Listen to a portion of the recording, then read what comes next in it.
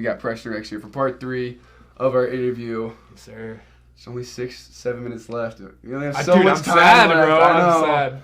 We gotta do like an hour-long podcast or like a live shoot or something. We could do it. We totally could. We could do it. We've had those conversations before. Like, I know. Like, even if we don't really talk about football, like obviously we'll talk A about lot of them football. are like a little too personal though. I feel like all of our conversations But end like, up too I think personal. we could help. Like, Oh, dude, yeah, like a motivational podcast. Oh, yeah. That'd be tough. we could do something like that in the works. All right, so going back a little bit into football, we kind of ended on Jay Hill. Yeah. And his coaching staff. So you were for fall camp of last year. Yes, sir. And so what are the kind of the key differences that of your like abilities that you have from last fall camp that are new to this spring ball? I think that last fall camp, I was really just trying to work back that muscle memory. You know, this summer, I had a really good DB coach in California that I worked with a little bit.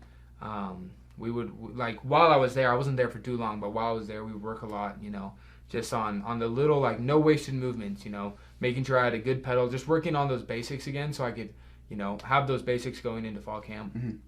And so now I feel like I can definitely kind of expound, and now that I got the basics down, now that I've learned the defense, we've had all of our installs, you know, I can play with more instincts, you know, like I can kind of feel more routes and try to jump and pounce on different things, you know, rather than being robotic. I think last year was just strictly learning and getting back into like the easy, like basic stuff.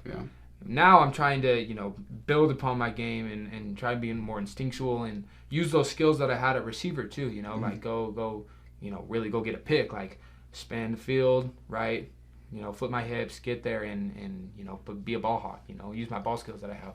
So I'm really trying to just build, you know, obviously build on what I've learned in the past. And so last year, right off the mission, it was definitely a little hard to kind of be like, everyone thinks they see these freshmen All-American and they think like, oh, like that's going to be me and stuff. I mean, hey, it comes with sacrifices, man. Like 2 years away from the game, you know, it's not easy. So I really had to work hard on just getting back that muscle memory and learning the defense. And now I'm trying to build upon that, if that makes sense. So you almost had a pick last year. Dude, oh my gosh, So man. tell me Gosh. about Okay, that. so that I actually kind of love that play because number 12 was Utah Tech's best player. He was a transfer from Washington State because you know how their offensive like coaches they got fired for they got fired from Washington State, went to Utah Tech. That's where they got their job, and they brought Joey with them. Joey Hobart, shout out to Joey if you ever see this, man. That's my boy because number 12, I grew up with him, and we played on the same Pop Warner team like all throughout middle school and stuff, and that was my dog. And so it was crazy that like this kid that I played with in elementary and middle school, he went to a different middle school than me, or high school. He went to a different high school than me.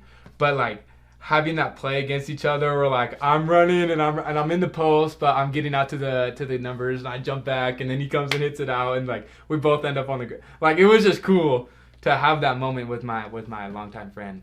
So I should have had it. You're right. You should have had it. But you know, like it was just kind of a surreal moment. Like that's my like boy, you know. So that was cool.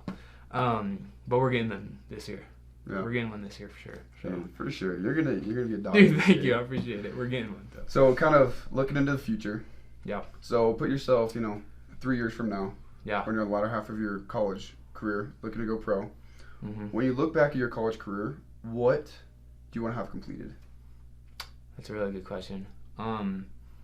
I tend to focus on the daily things, the little things that I can control in the moment, and then kind of let the bigger things take care of themselves, right? But for me, going into the Big 12, kind of that what we talked about, I want BYU. I want to be a leader on the defense that has a stellar defense in the Big 12, right? I think that, like, mark my words, we're gonna have a good defense this year. We've made a lot of changes. We have really good players, and we're really shifting that mindset, right? And so in 3 years, you know, I'm a freshman now. Like as I step into that leadership role, I want to continue that. I want to continue that. You know, having a strong defense in a Power 5 conference. Yeah. What kind of challenges do you think we'll face going into the Big 12? I think more speed, more strength, better coaches. You know, but we're we're grinding too. Like, it's gonna be good. Not better coaches than us, though. Oh no, well, better coaches than what we've played. Yeah. Is what I'm saying. Yeah. Yeah, not better speed or strength than what we have, but what we've played against in the past. Yeah.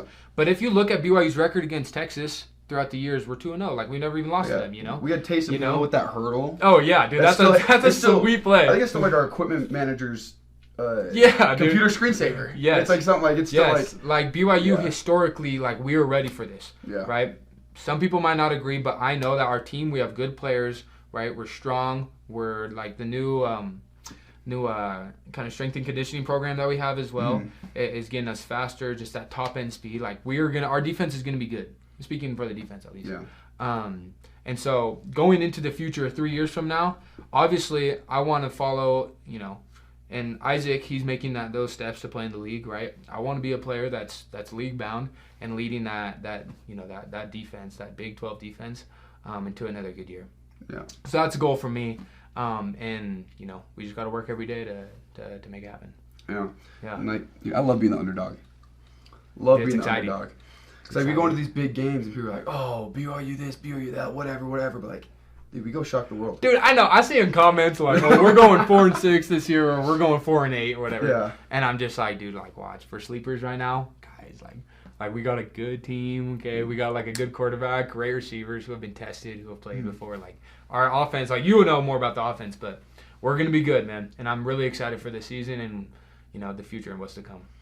All right. Well, as we wind down our interview here. Yeah. So I'm gonna give a little message to Cougar Nation of what you want to say, things that you want to like what do you want to tell them? Cool. This camera right here. Yeah. Well, I'm glad that I could be here with my boy Ethan. Not much other to say than to go Cougs, right? Mom, I love you. I hope you watch this. I hope you think I did a good job.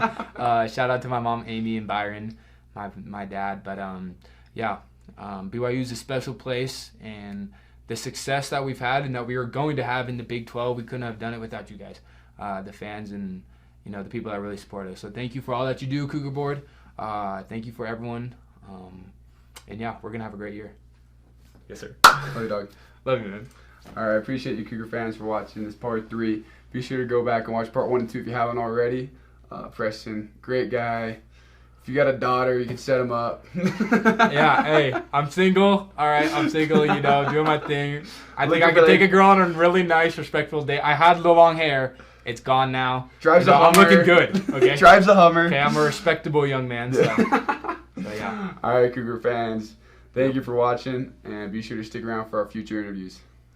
Thank you for watching this interview. Please like and subscribe so you don't miss the other 2 parts of this interview, plus all of our other interviews we do with BYU athletes. We also like to give a special thanks to our Cougar Board insiders for making this possible.